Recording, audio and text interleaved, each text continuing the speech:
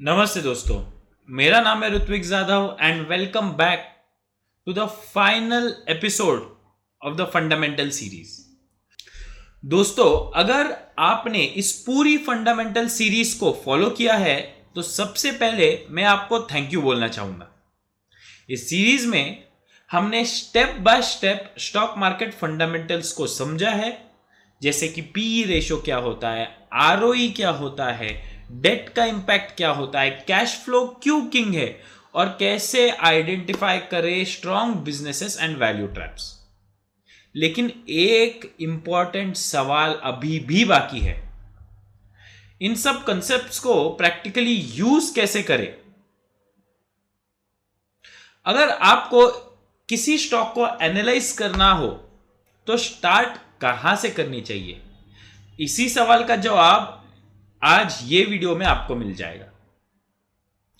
आज मैं आपको एक कंप्लीट फंडामेंटल इन्वेस्टिंग फ्रेमवर्क दिखाने वाला हूं, जिससे आप किसी भी कंपनी को सिस्टमैटिकली एनालाइज कर सकते हो। सबसे पहले तो व्हाई फंडामेंटल्स मैटर। सबसे पहले एक सिंपल प्रिंसिपल समझ लो, स्टॉक मार्केट में आप स्टॉक नहीं खरीद रहे हो, आप एक बिजनेस खरीद रहे हो।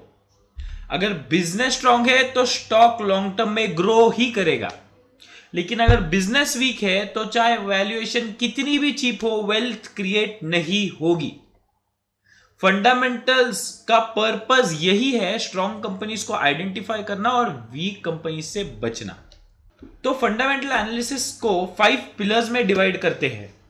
पहला है बिजनेस मॉडल, दूसरा है ग्रोथ, तीसरा प्रॉफिटेबिलिटी, चौथा है फाइनेंशियल स्ट्रेंथ, फिफ्थ है वैल्यूएशन।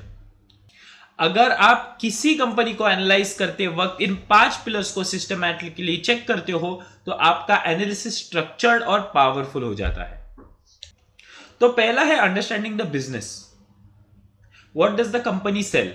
सबसे पहला स्टेप है कि बिजनेस को समझना, कंपनी क्या बेचती है, उसका प्रोडक्ट या सर्विस क्या है, डिमांड सस्टेनेबल है या टेम्पररी, और सबसे इंपॉर्टेंट, क्या कंपनी के पास कॉम्पिटिटिव एडवांटेज है या नहीं। अगर बिजनेस ही वीक है तो बाकी एनालिसिस का कोई भी मतलब नहीं। दूसरा है ग्रोथ चेक करना, यानी क्या कि दूसरा स्टेप कंपनी का रेवेन्यू ग्रो हो रहा है या नहीं, ये चेक करना है। जैसे कि हमने देखा था अर्निंग्स ग्रोथ कैसी है, इंडस्ट्री ग्रोथ पोटेंशियल क्या है, स्टॉक प्राइसेस लॉन्ग टर्म में अर्निंग्स ग्रोथ को फॉलो करते हैं या नहीं।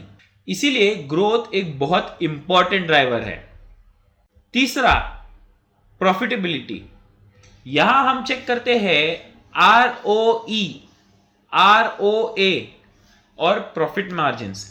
हाई आरओई का मतलब है कंपनी एफिशिएंटली शेयर होल्डर्स का कैपिटल यूज कर रही है। कंसिस्टेंट प्रॉफिटेबिलिटी यूजुअली बिजनेस का स्ट्रॉन्ग साइन होती है। चौथा है फाइनेंशियल स्ट्रेंथ। यहां सबसे इंपॉर्टेंट चीज होती है debt to equity ratio, cash flow and free cash flow. अगर कंपनी पर एक्सेसिव डेट है तो ग्रोथ रिस्क में आ जाता है। Strong balance sheet companies economic downturns में भी सर्वाइव करती है। पांचवा स्टेप है वैल्यूएशन। अब आता है फाइनल स्टेप। आपको देखना पड़ता है कि करंट प्राइस रीजनेबल है या नहीं। जनरली ये पहले वैल्यूएशन का स्टडी करते हैं और बाद में बाकी के फंडामेंटल फैक्टर्स कंसिडर किए जाते हैं। पर इसीलिए मैं बोलता हूं हमको लास्ट स्टेप रहता है वैल्यूएशन, जिसमें हम यूज करते हैं PE ratio, PB ratio, PEG ratio, EV upon EBITDA. लेकिन एक बात याद रखो, ग्रेट बिजनेस भी गलत प्राइस पे खरीदा तो रिटर्न वीक हो सकता है। इसीलिए वैल्यूएशन इंपॉर्टेंट है। तो अवॉइडिंग द बिग मिस्टेक्स। अब बात करते हैं कुछ कॉमन मिस्टेक्स का जो इन्वेस्टर्स करते हैं। पहली मिस्टेक्स वैल्यू ट्रैप में फंसना। दूसरा मिस्टेक डेट इग्नोर करना। Debt plays a very crucial role in valuating a company. तीसरी मिस्टेक है टिप्स और हाइप के बेसिस पर स्टॉक्स खरीदना। अगर आप डिसिप्लिन एनालिसिस फॉलो करते हो तो इन मिस्टेक से बच सकते हो। तो फिर इन्वेस्ट किस में करना चाहिए? आइडियल कंपनी क्या है? आइडियल कंपनी जैसे हमने सीखा भी है और मैंने जस्ट 1 मिनट पहले बोला कि उसमें हाई ग्रोथ चाहिए, हाई रिटर्न ऑन इक्विटी चाहिए, डेट लो चाहिए एंड स्ट्रॉन्ग कंपेटिटिव एडवांटेज। ऐसे कंपनीज लॉन्ग टर्म में कंपाउंडिंग मशीन्स बन ही जाती है। तो long term mindset, stock market में सबसे बड़ा एज क्या है? पेशेंस। शॉर्ट टर्म में मार्केट अनप्रेडिक्टेबल होता है, लेकिन लॉन्ग टर्म में क्वालिटी बिजनेसेस ही वेल्थ क्रिएट करते हैं। इसलिए सक्सेसफुल इन्वेस्टिंग का यही सीक्रेट है, ग्रेट कंपनीज को आइडेंटिफाई करो और उन्हें लॉन्ग टर्म होल्ड करो। तो मुझे एक फाइनल मैसेज देना है। मैं इस सीरीज को एक सिंपल मैसेज के साथ एक एंड करना चाहता हूं कि ग्रेट इन्वेस्टिंग कॉम्प्लिकेटेड नहीं होता है, लेकिन डिसिप्लिन और पेशेंस जरूर होता है।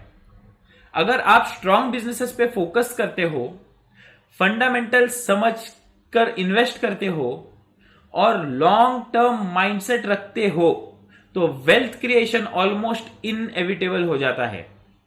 इस सीरीज का पर्पस भी यही है कि स्टॉक मार्केट को सिंपल बनाना और इन्वेस्टर्स को नॉलेज के थ्रू एम्पावर करना। यही लाइन मैंने ये सीरीज के स्टार्टिंग में बोली थी। तो दोस्तों, स्टॉक मार्केट सिर्फ नंबर्स का गेम नहीं, ये पेशेंस का गेम है, डिसिप्लिन का गेम है और सबसे इंपॉर्टेंट अंडरस्टैंडिंग का गेम है। इस सीरीज में हमने बहुत सारे रेशियोज देखे, PE, ROE, debt, cash flow, growth. लेकिन सच बताऊं, इन्वेस्टिंग का रियल सीक्रेट इन रेशियो में नहीं होता है। रियल सीक्रेट होता है इन ग्रेट बिजनेस को समझना, ये सारे रेशियोज को एक साथ कंबाइन करके यूज करना और उन पर ट्रस्ट करना। स्टॉक मार्केट में 2 तरह के लोग रहते हैं, एक जो रोज मार्केट को प्रेडिक्ट करने की कोशिश करते हैं और दूसरे जो ग्रेट कंपनीज को आइडेंटिफाई करते हैं और टाइम को अपना काम कर देते हैं। हिस्ट्री ने हमेशा सेकेंड टाइप के इन्वेस्टर्स को रिवॉर्ड किया है। अगर आप नॉलेज के साथ इन्वेस्ट करते हो, अगर आप पेशेंस रखते हो और अगर आप कंपाउंडिंग समझते हो, तो स्टॉक मार्केट सिर्फ पैसे कमाने की जगह नहीं रहेगा, यह फाइनेंशियल फ्रीडम का टूल बन जाएगा। और शायद इस पूरी सीरीज का सबसे इंपॉर्टेंट लेसन यही है, इन्वेस्टिंग का गोल सिर्फ पैसा बनाना नहीं होता। इन्वेस्टिंग का गोल होता है अपनी लाइफ को बेटर बनाना। अगर इस सीरीज ने आपको स्टॉक मार्केट को थोड़ा सा भी बेटर समझने में हेल्प किया है, तो मेरा काम सक्सेसफुल हो गया। मैं हूं ऋत्विक जाधव और ये थी हमारी फंडामेंटल सीरीज। अब आपकी इन्वेस्टिंग जर्नी शुरू हुई है। मैं सिंसियरली होप करता हूं कि इस फंडामेंटल सीरीज ने आपको इन्वेस्टिंग को बेटर समझने में हेल्प की होगी। और अगर यही सीरीज आपको वैल्यूएबल लगती हो तो इसे शेयर जरूर कीजिएगा और याद रखिएगा, स्टॉक मार्केट में सक्सेस टिप से नहीं अंडरस्टैंडिंग से आते हैं। तो मुझे प्लीज आपका फीडबैक चाहिए इस सीरीज में, और अगर आपको ऐसे ही अलग अलग टॉपिक्स पे और सीरीज चाहिए रहेगा तो प्लीज कमेंट कीजिएगा, जिससे मुझे समझे कि क्या टॉपिक पे करना चाहिए और ऐसे फंडामेंटल या और कोई सीरीज करनी चाहिए या नहीं। Thank you for watching this entire series. धन्यवाद।